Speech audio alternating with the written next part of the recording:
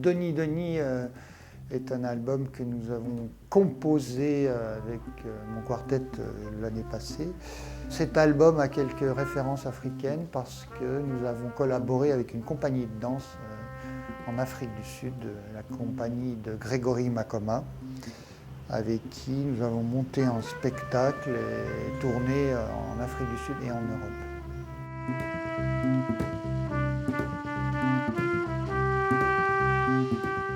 Alors le titre de l'album Donny Donny signifie petit à petit.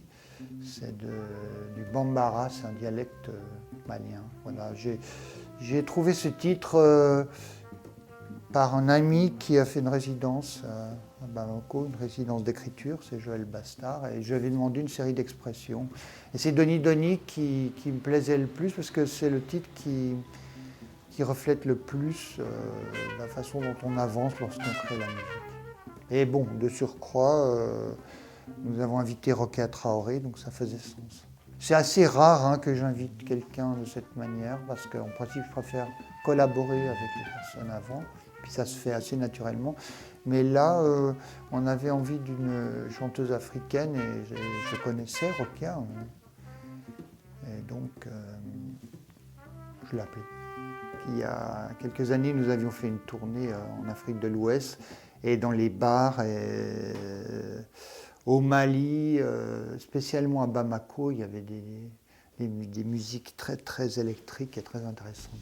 Avec un son un peu pourri, comme ça, mais pourri dans le bon sens.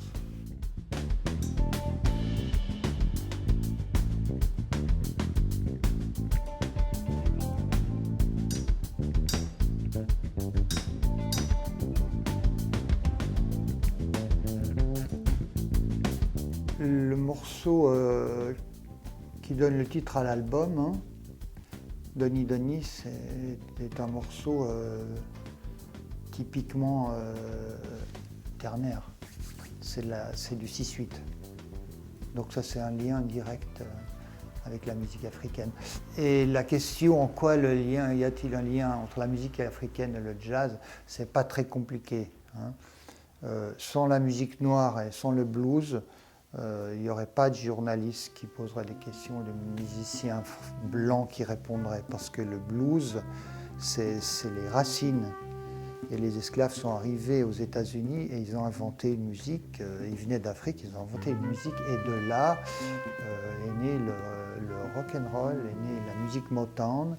Il n'y aurait pas eu les Beatles, il n'y aurait pas eu les Rolling Stones, il n'y aurait pas eu toute l'industrie blanche. Duke Ellington, il dit quelque chose de très intelligent, il dit que le jazz, c'est un arbre comme ça. Après, il y a plein de branches qui viennent du blues. Il y a plein de branches. Et en dessous du blues, il y a la musique africaine. C'est comme ça que je le sens.